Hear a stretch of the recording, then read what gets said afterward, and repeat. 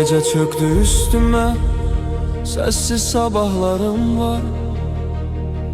Adımlarım kölge kimi, her kölgemde izin var.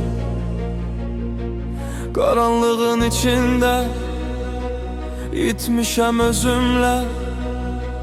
Bir ümid aktardım, tapmadım gözünde. Dediler zaman sağaldar, yaraları yalan. Her nefesim savaş kimi, içimde kopan. İçimde bir alov var, susmur sönmez. Hakikat kaçsa bile yolun benden dönmez. Uyandım ki bir gün dünyam susup gidip, o dünyam ki düşünmeden her şeyi silip gidip. Sınmış bu yüreğim ama yine durup bakıram. Kül olup düşsem bile öz talihimle savaşıram. Yine de kalkıram. Sen gidende yollarım buz gibi dondu.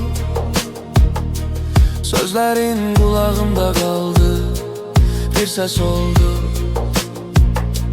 Geceler mənə qənim, fikirlerim yaman. Döndükçe xatirələr içimde kopan. Her izimde gizlenip bir karanlık düşünce.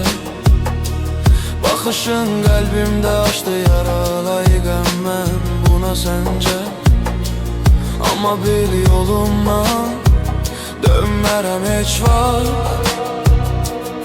Çünkü məni mən edən sensen ancaq.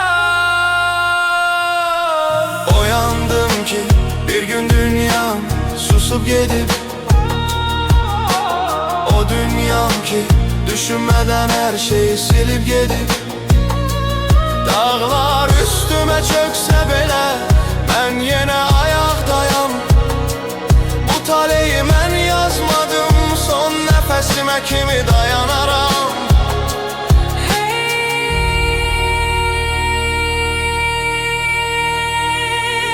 Ben dayanaram.